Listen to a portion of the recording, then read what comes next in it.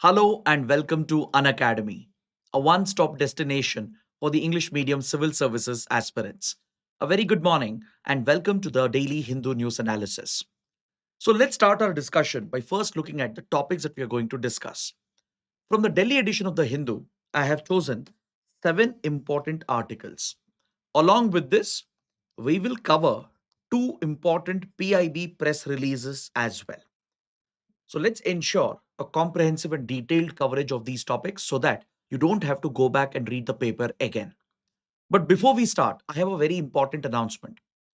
If you're a UPSC aspirant looking to prepare for 2027 and beyond, I'm sure you must be looking for a structured guided program where you get handholding and mentorship and that too from your teachers. So Unacademy presents Iconic Pro, which is completely different from our Plus and regular Iconic subscriptions. In Unacademy Plus, you get access to the live recorded lectures and the study material and the practice tests. In Iconic, you also get the hard copy of the books delivered to your home, along with mentorship provided by subject experts who would have appeared in the mains exam. But those of you who require your teachers to guide you personally, who, who would like to access one on one video mentorship with the educators, then Iconic Pro program is for those students. In Iconic Pro, we will take up small batches of students in a batch of around 30 students. And we will meet with these students regularly on a one on one basis. So, this will give you access to all the live recorded lectures, the study material, the test series, and unlimited mentorship with our subject experts. But more importantly, one on one video mentorship with your specific teachers.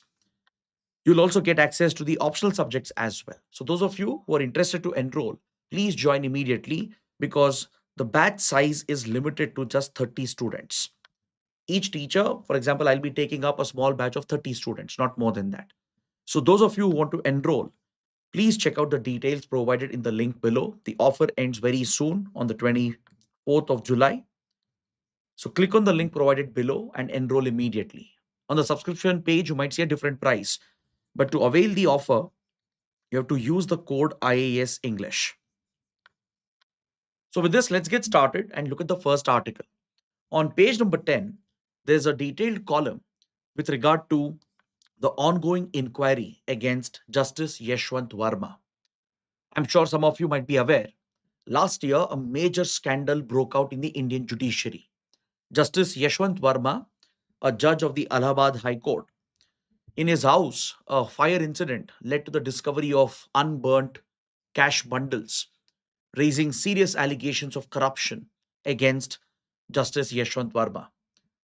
So, following this, the removal proceedings were initiated in the parliament as per the constitutional provisions and the statutory provisions. The Speaker of the Lok Sabha constituted an inquiry committee, and now the committee's report is all set to be published and brought out in front of the parliament in the current ongoing monsoon session. But however, 3 months before, in April 2026, something interesting happened. Justice Yashwant Varma resigned on his own. So this raises a very important question. Can judges simply resign and escape the accountability? Because there are few constitutional positions in the country where you can resign voluntarily, and this doesn't require any acceptance of your resignation. There are few important offices where resignation is provided at will of the office holder in order to provide independence to that office.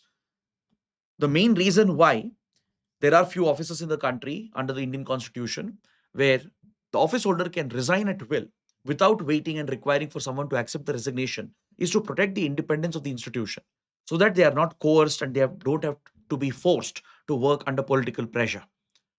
So when you look at these offices, there are 13 such constitutional functionaries provided under the Indian Constitution who can resign at will. So please make a note. This can be important for prelims as well. Which are those 13 constitutional functionaries? One would be the President of India. the Vice President of India, who also acts as the chairman of the Rajya Sabha, then the deputy chairman of the Rajya Sabha, even the speaker and deputy speaker of the Lok Sabha, then of course the judges of Supreme Court and High Court. Then similarly at the state level, the governor and the speaker and deputy speaker of the Legislative Assembly, the chairman and deputy chairman of the state legislative council, if the state has a legislative council, and as well as members, the chairperson of public service commissions. So these are the 13 constitutional functionaries in the country who can resign at will, and the moment they write a resignation letter addressed to the concerned authority as mentioned in the constitution, then their resignation is automatically into it comes into effect. It need not be accepted by the higher authority or the appointing authority. The moment they write a resignation letter under their hand and seal, the resignation will take automatic effect. So this feature of resignation at will, which is provided only for these 13 constitutional functionaries, it helps protect and maintain the independence of these institutions. Let's say the office holder is being pressurized on political grounds, or if there is external political interference, they can evade that coercion and pressure, and if required, they can step down by just writing a resignation letter, which will get automatically accepted. There is no need for separate acceptance. And that is the main purpose of this feature, which is built into these key offices. But however, it has been noticed that judges, especially those who are accused of misbehavior, inappropriate conduct, corruption, they tend to evade accountability and the removal proceedings just by resigning, by using and rather misusing this provision which is provided in the constitution. Now, when you look at the legal precedent regarding this, in 1978, in the Gopal Chandra Mishra case, the Supreme Court had reaffirmed this power of Supreme Court and High Court judges to resign at will in order to protect judicial independence, which means the judiciary can step down or the judges can step down if they feel any unnecessary coercion or pressure to maintain the independence of the institution. So, no acceptance is needed when a judge resigns. This is something which has been clearly established. So, now that Justice Yashwant Varma resigned in April 2026, what happens next? What will happen to the removal proceedings? That's the big question which comes up. But there is a big mystery surrounding whether Yashwant Sarma continues to remain a sitting judge or not. Why? Because if you look at the website of the Allahabad High Court, if you look at the data from the Department of Justice and the Ministry of Law and Justice, they continue to list Justice Yashwant Varma as a sitting judge. See, though the provisions are very clear, and previous Supreme Court ruling also establishes that once a judge resigns, it's automatic. It automatically goes into effect.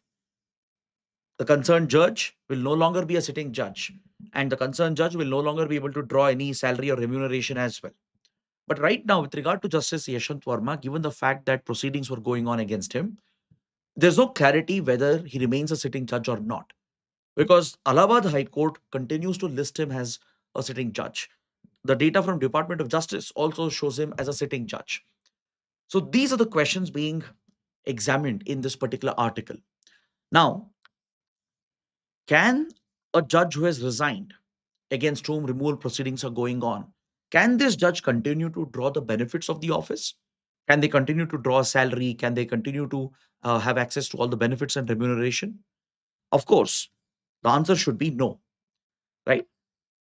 According to reports, the concerned High Court has already stopped the payments for Justice Yashwant Varma, but again, there is no complete clarity in this regard as the High Court continues to list him as one of the sitting judges. So, when you look at what happens to the removal proceeding in the Parliament, the inquiry committee has completed its investigation, its report has been finalized. It is all set to be placed in front of the Parliament for parliamentary scrutiny to take forward the removal process of the judge. But now the big dilemma here is that the judge no longer remains an active judge. right? The question of his removal becomes moot because he has already resigned. And as we understood, resignation of a judge is automatic, doesn't require any approval or acceptance by the appointing authority, who would be the president in this case. Now, for tabling this report, for discussing the findings of the report, it is a legal requirement under Judges Inquiry Act for the removal motion to be parallelly introduced. They go hand in hand. As per the provisions of the Judges Inquiry Act 1968, if the inquiry report has to be tabled and discussed and made public, then removal motion also has to be introduced parallelly. It is tied to it. But now what will happen if the removal motion is introduced? It will immediately lapse in the parliament because the concerned judge has already resigned. For all purposes, the concerned judge has vacated his office. And if a removal motion is introduced, it's a moot point. Or since the removal motion will now lapse, it will not allow the parliament to table the report and discuss the report. So this is one of the loopholes that exists in the constitution and in the statutory framework. That is the Judges Inquiry Act and the constitutional provision regarding removal of judges. So judges who are accused of inappropriate misconduct, misbehavior, corruption, etc., the moment removal proceedings are instituted against them, they tend to resign because they can resign at will, and they misuse this loophole to evade any accountability. Now, the public deserves to know the findings of this inquiry report. It has to be tabled in the parliament, but unfortunately, it will not work because the moment it is tabled, the removal motion has to be tied to it. And the removal motion will lapse in the parliament. And thus, the parliament will essentially not be able to discuss the report. So, what can be done to fix this? To avoid judges misusing the provision and evading complete accountability? The only way forward is to amend the constitution and carry out corresponding changes in the Judges Inquiry Act. That's the only way out. It can't be done through a executive order or through changes within the judicial functioning. It requires a constitutional change, a constitutional amendment, and subsequent changes, the legal statutory changes in the Judges Inquiry Act, which will mandate the tabling of these reports, even if a judge were to resign, or in cases where removal proceedings have been initiated. Maybe in those cases, the judge should not be allowed to resign automatically. Even if a judge were to resign, it should be subjected to acceptance, maybe by the president. But if the judiciary is concerned that it will affect its independence, then in these cases, the resignation could probably be subject to acceptance by the Chief Justice of India, which will help maintain the independence of the judiciary as well. So, making the resignation of these judges who are set for removal proceedings, making it subject to approval, could probably plug this issue, and that would require a constitutional amendment and corresponding legal changes in the Judges Inquiry Act. So, that is what we take away from this important article. It's a key lesson regarding how corrupt judges against whom serious allegations have come up. They've often bypassed accountability and escaped any consequences just by resigning because they can resign at will. And thus they can kill the removal proceedings against them. So, to plug this issue, you need a constitutional amendment. So, based on what we have discussed, please take up this mains practice question. Now, let's look at the next article. On page number 8, there's an article regarding India's young population and what India's youth thinks about marriage, children, family, society, etc.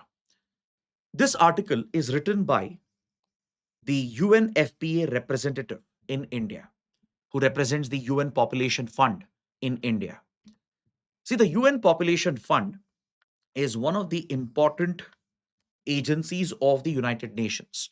It mainly deals with sexual and reproductive health.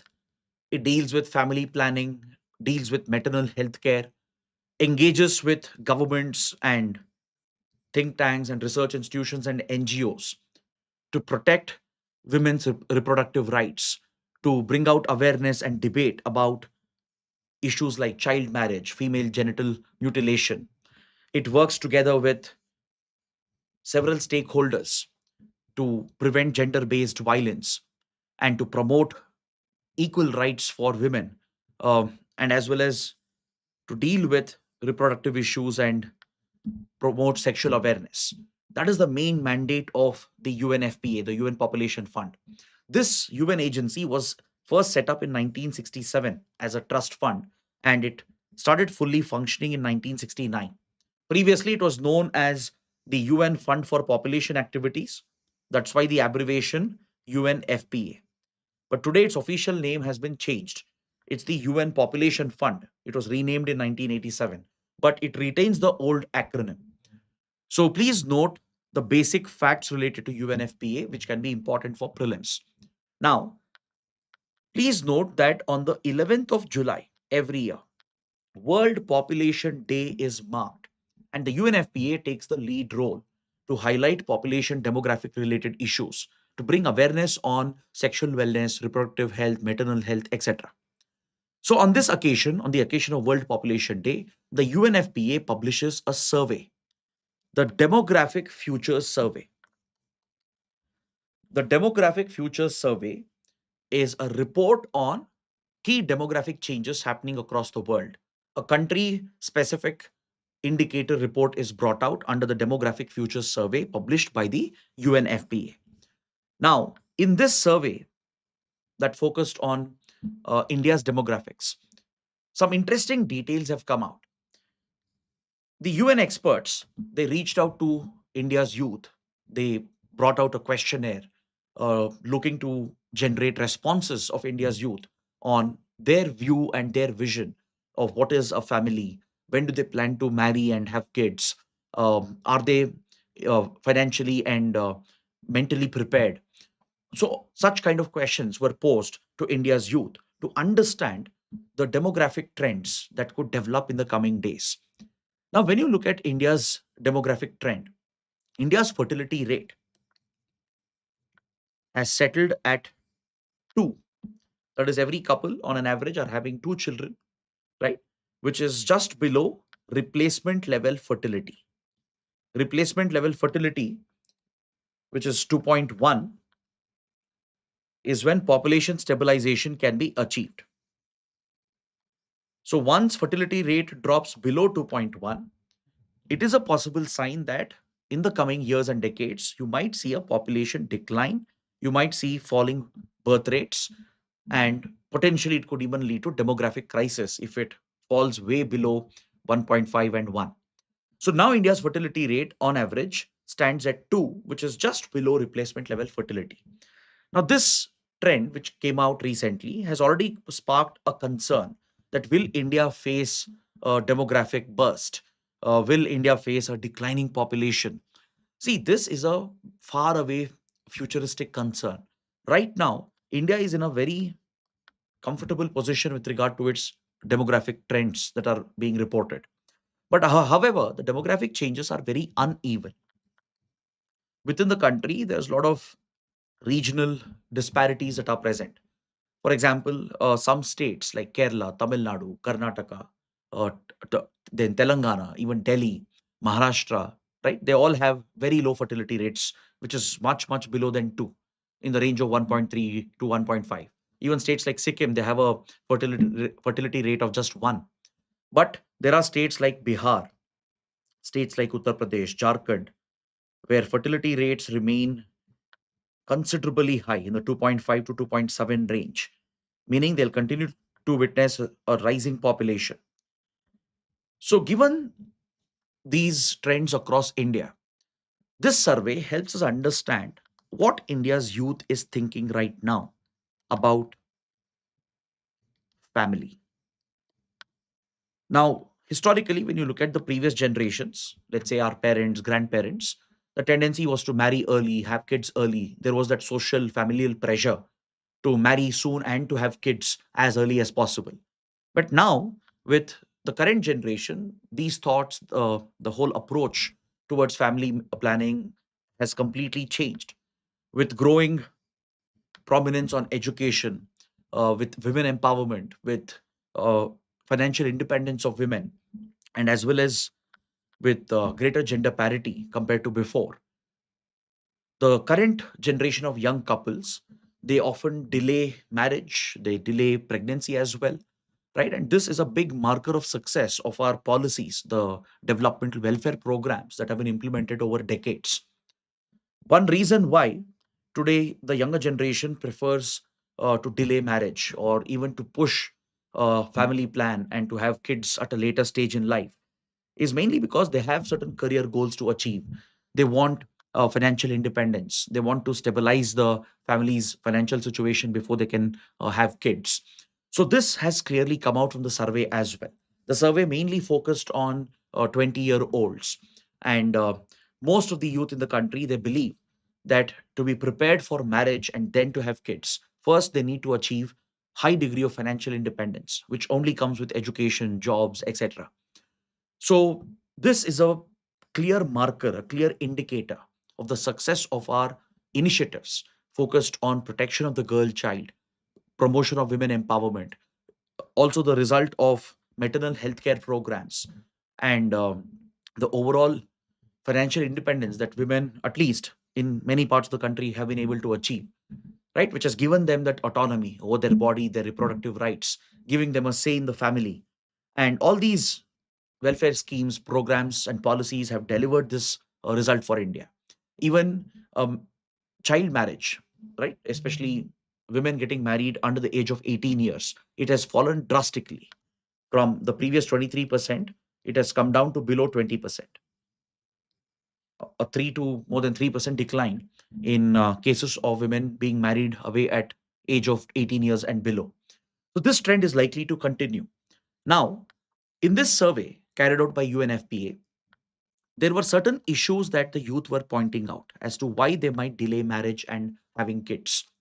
One, of course, as I said, is financial independence, which is a very genuine, practical concern, right? Before one can achieve that level of financial independence, right? Marriage or having kids doesn't make any sense.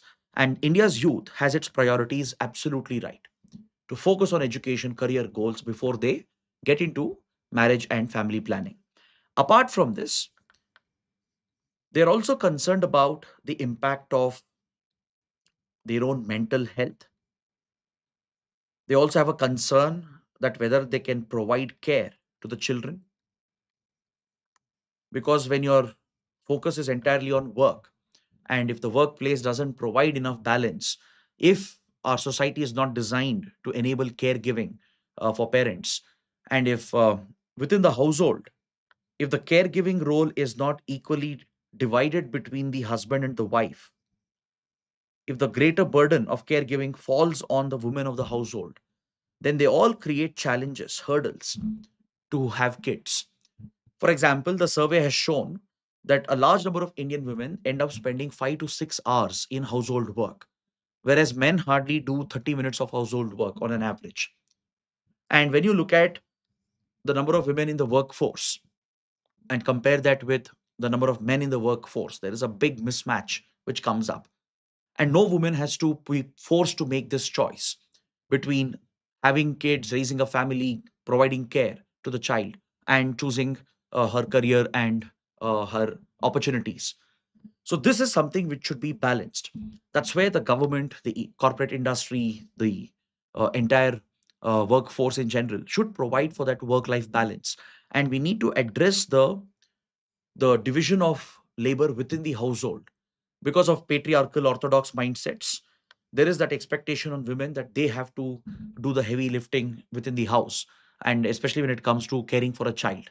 Now, this is the mindset which is fortunately changing. At least some signs are visible as per the demographic futures survey. Today, men of the household are more willing to accept a greater burden and a greater share. But a lot needs to change. You need almost equal division of household work between the husband and the wife. That is what will prepare the young families to think about raising kids. According to the survey, most young people would like to have 2 kids on an average. But however, they don't get into uh, that family plan, right? Eventually, they stay away from having 2 kids. They might restrict themselves to one, or many couples decide not to have kids at all, which is also fine, by the way. So The main reason why they put off the plans to raise a family is because of all these factors: the lack of financial independence, concerns about their own mental health, the ability to provide care, and the work stress which adds, and also the division of labor within the household. All these factors are influencing family planning in the country. So, this can be a guide, a roadmap for policymakers to carry out the right interventions in order to ensure that there is gender parity, to ensure that fertility rates can be maintained at healthy levels and stable levels. And that is what you take away from this important survey report published by the UN Population Fund. So, the UNFPA, as I said, works closely with the government of India, and thus, the findings of the survey can help in policy making. Now, based on what we discussed, kindly take up this practice question that young Indians still want families, but there are certain conditions which has an impact on their decision, right? In fact, according to the survey, there is a very interesting finding that the current generation, they have a lot of anxieties. There is anxiety regarding climate change and the risk posed by climate change and global conflicts and economic risk, which also becomes a deterrent factor from having kids, which again is a very serious and genuine concern. When young couples are worried about the impact of global conflicts and economic volatility, when they fear losing jobs because of the chaos happening in the world, or when they fear the impact of rising disasters, deadly heat waves, and extreme weather events, they ask themselves the question that should you have kids in such a world, or should you have more than one kid in an uncertain world? These anxieties are also playing a role, which means policymakers will have to focus on these factors as well. Now, let's move to the next article on page 15. There's an article related to India's FTAs, which are being currently negotiated with three major partners. We are negotiating a FTA with the GCC, the Gulf Cooperation Council. We are negotiating an FTA with Israel. We are also negotiating an FTA with the Eurasian Economic Union, the EAEU. Now, all the three FTA negotiations, they have stalled. They have come to a temporary halt because of the ongoing conflicts. Is that clear? That is the key point in this article. Now, when you look at the GCC, the Gulf Cooperation Council, the GCC is a regional political, economic, diplomatic, and security grouping of the Gulf nations, primarily comprising of the Sunni powers led by Saudi Arabia, and it also includes all the major oil producing nations in the Gulf region. It includes Oman, United Arab Emirates, Qatar, Bahrain, Kuwait. In fact, a few years ago, a major rift had developed within the GCC, and Qatar had been boycotted as differences came up between Saudi Arabia and Qatar over geopolitical issues. Qatar was accused of sponsoring Hamas and working with radical fundamentalist groups, and even misusing its state broadcasting agency Al Jazeera, which went against the Sunni interests. So, led by Saudi Arabia, the group had boycotted Qatar and they had imposed a complete diplomatic and trade blockade on Qatar.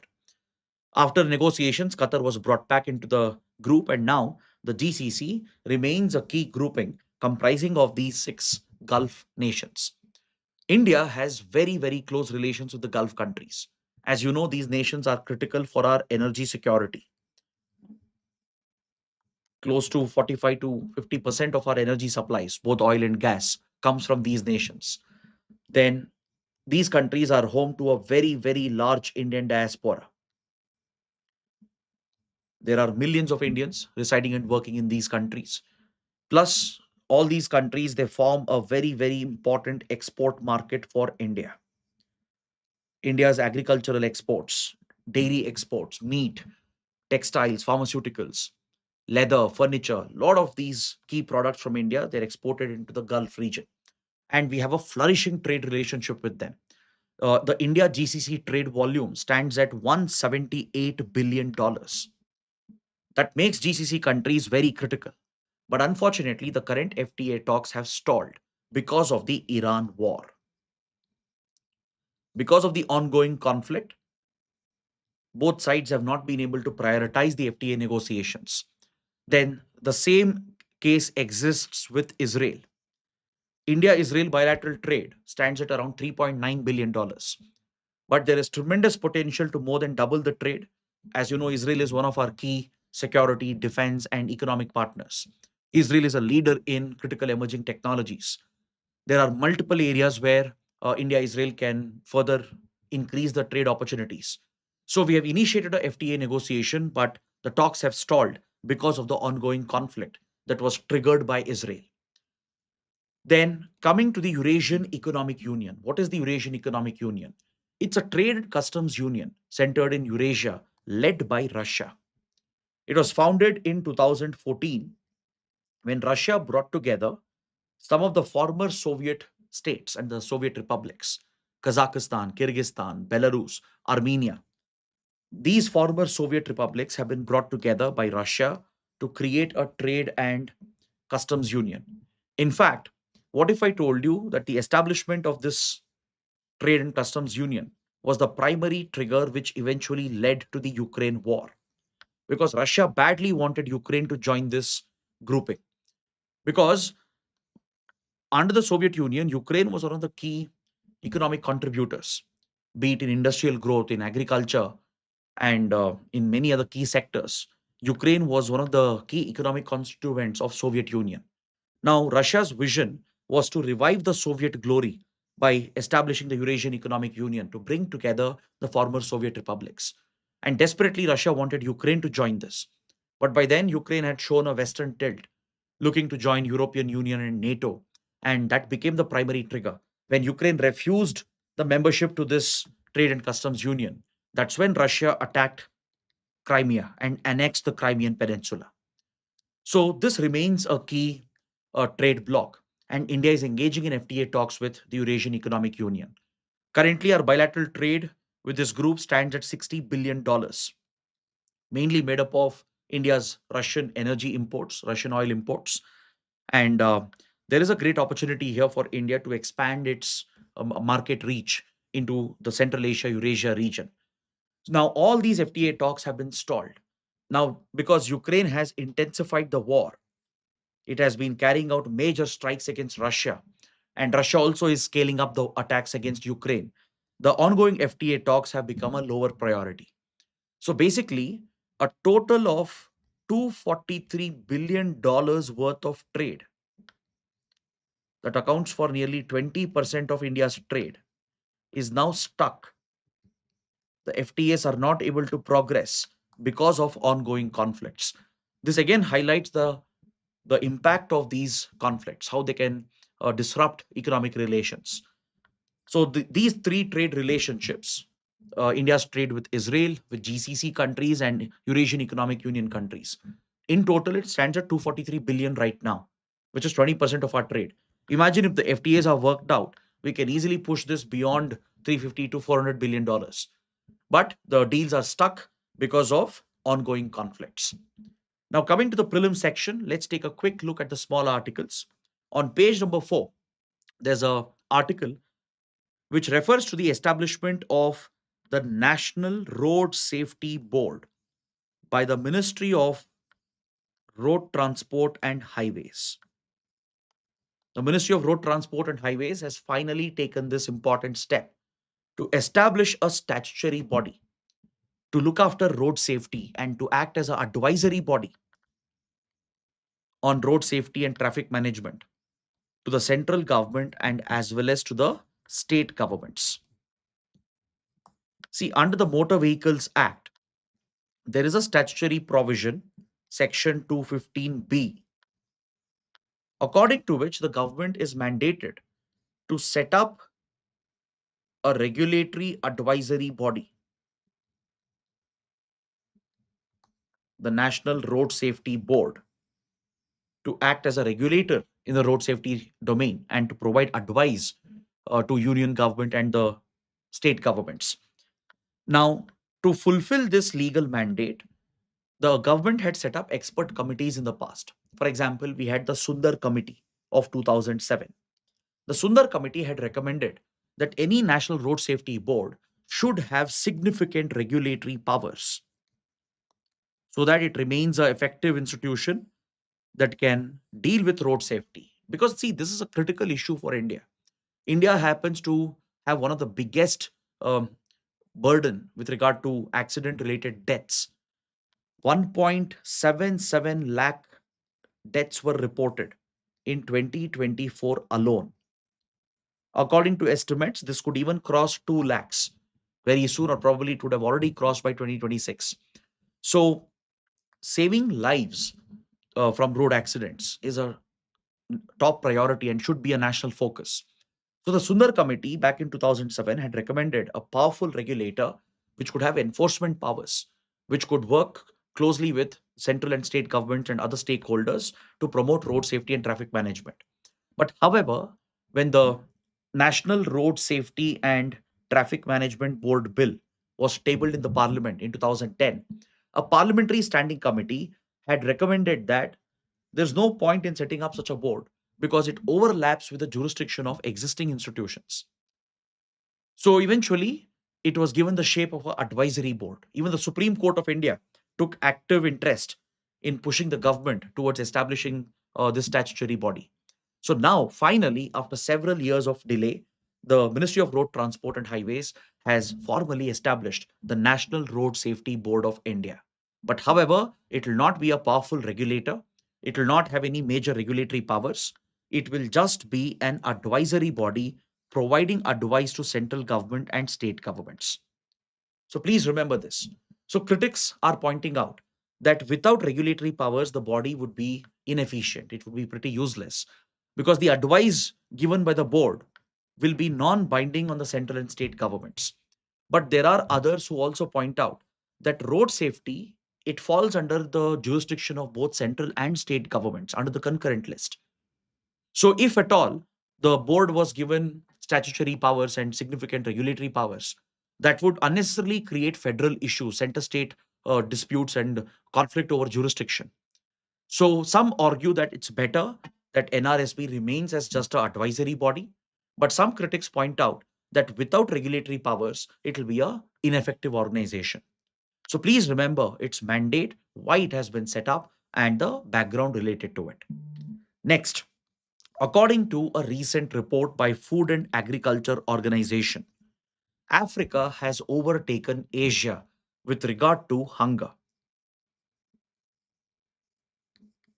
See, when you look at the number of people who suffered from hunger and malnutrition, Asia always registered a higher number. Though Africa faces very severe food security crisis and severe hunger and malnutrition, Asia was always ahead. Why? Mainly because in South Asia, because of the higher population and the developmental issues, Asia had more number of people affected by hunger and malnutrition as compared to Africa. But now Africa has surpassed Asia, according to the FAO. The Food and Agriculture Organization is a specialized agency of the UN which was established in 1945 in Quebec City, Canada. Today, it's headquartered in Rome, Italy, and it works with governments and non-profit, non-government institutions, mainly to focus on food security, to promote the fight against hunger and malnutrition, and to achieve the sustainable development goals. So, according to the latest FAO report, Africa has now surpassed Asia with the highest population facing hunger and malnutrition. Next, Japan has raised concern about China's recent military activities. See, China recently conducted a naval exercise with Russia. This joint military exercise is called Joint Sea 2026. Joint Sea 2026 is the bilateral naval exercise between Russian Navy and the Chinese PLA Navy. It was held at the naval port of Qingdao in the Shandong province of China. Now, these exercises have raised concern and eyebrows across the Pacific region, from Japan to United States to South Korea to Australia. All these countries have been extremely worried because China has carried out some very aggressive moves during these exercises. According to Japan's allegation, China carried out live fire drills, sparking alarm for Taiwan and other countries in the region. Basically, live ammunition was used. Generally, in a military exercise, live fire is generally not employed.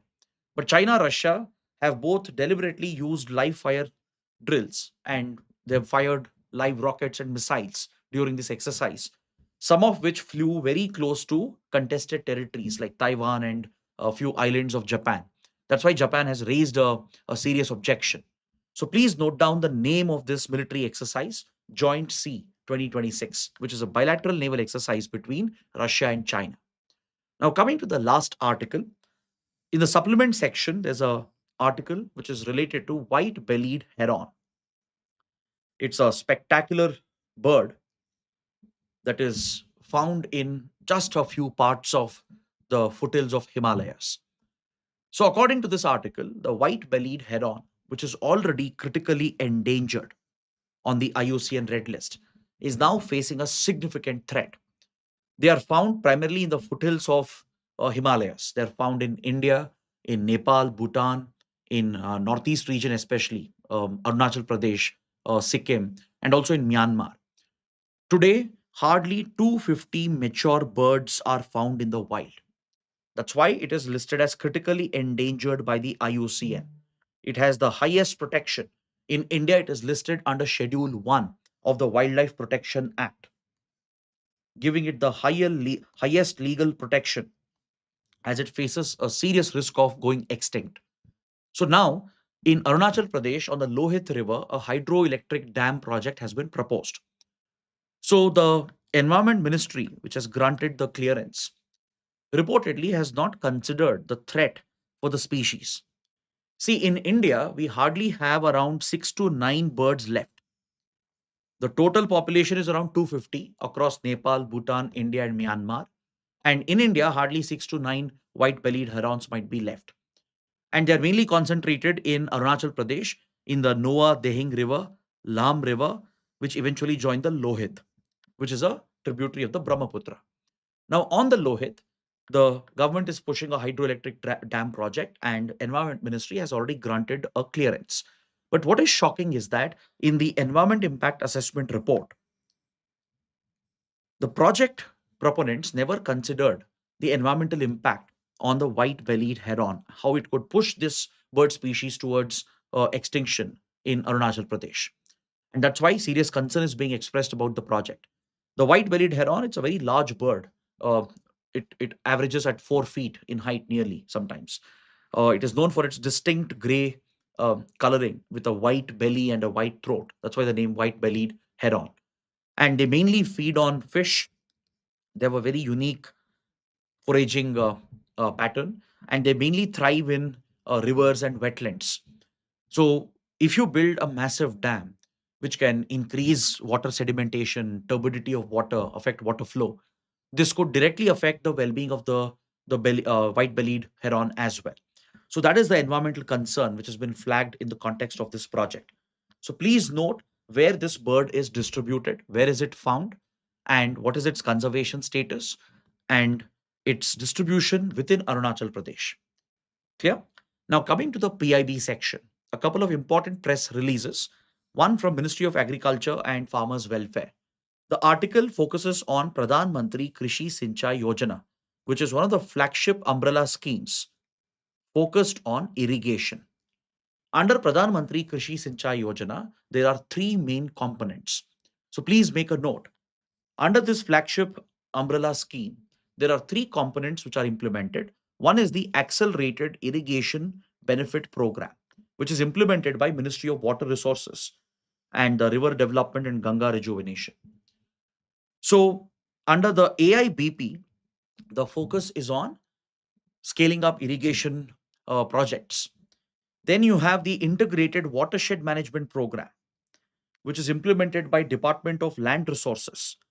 It mainly focuses on development of the entire drainage basin of, let's say, a particular river, or focusing on the entire catchment area. And it focuses on efficient utilization of water, mainly to counter drought. And finally, you have the third component, on-farm water management, implemented by Department of Agriculture and Cooperation Development, which is to conserve rainwater, ensure that adequate localized irrigation is available at the farm level, like helping farmers build ponds near the farm site, or helping in water harvesting structures, which can help recharge the groundwater table. And the Har Khet Ko Pani initiative, which falls under it, is mainly focused on providing required irrigation at the farm level, or at the level of the agricultural field. So these are the three main components under this umbrella scheme, Pradhan Mantri Krishi Sinchai Yojana. It's crucial for irrigation, and it's a key initiative mainly to counter drought, to ensure adequate water availability for the rural agrarian economy. The next article, it's a press release from the Defense Ministry. Operation Southern Readiness has commenced at the Southern Naval Command of Indian Navy in Kochi, in Kerala. Now, Operation Southern Readiness is a very, very important topic. Why? Because this is the first time that India is hosting such an exercise under the Combined Maritime Forces, or the CMF. What is the Combined Maritime Forces? It's a multilateral naval security grouping centered in Bahrain, led by the United States. I'm sure you must be aware that the US operates a key naval facility in Bahrain, which Iran has repeatedly targeted and hit successfully as well. The US Naval Support Activity. Now, this is where US stages all its key naval operations from, of its CENTCOM, the Central Command. The Fifth Fleet of the US Navy is based out of Bahrain in Manama. Now, with the leadership of US, this multilateral naval and maritime security group has been set up. It consists of 47 countries, which includes India as well. India has joined the CMF recently, the Combined Maritime Forces. So, several key US allies in the region, its NATO partners, and other friends like India have joined this initiative. And it mainly focuses on ensuring the safety of Hormuz Strait and Bab al Mandeb Strait, to protect the key shipping lanes in Red Sea, in Gulf of Aden, in Gulf of Oman. That is the main focus of the CMF, to ensure that the shipping channels remain open, to deal with any threats from organized crime such as drug trafficking, smuggling, counterterrorism, anti-piracy, and even to deliver humanitarian assistance and disaster relief. That is the core purpose of the CMF. So within the Combined Maritime Force, there are different task force. You have CTF 150 that focuses on maritime security operations outside the Arabian Gulf. CTF 151, which specifically deals with anti piracy missions, especially off the coast of Somalia. Then CTF 152, which oversees maritime security joint patrols inside the Arabian Gulf, which is the Persian Gulf. Then CTF 153, which manages maritime security and anti smuggling operations in the Red Sea corridor from Suez Canal to Bab al Mandeb and Gulf of Aden. Then you have CTF 154, which is very important because currently CTF 154 is led by Indian Navy. For the first time, Indian Navy has taken leadership of CTF 154. This combined task force is dedicated to maritime security training, capacity building, and leadership within the Combined Maritime Forces initiative. So, since Indian Navy is now leading the Combined Task Force number 154 within the Combined Maritime Forces, we are hosting this multilateral training exercise. It's called Operation Southern Readiness, held in Kochi, and around 26 foreign navies will be participating. So please make a note of this very, very important topic for prelims. So, on this note, I bring the analysis to an end. If you like the session, if you benefited from it, do let us know through your likes and comments. And don't forget to subscribe to our channel. Thanks for watching.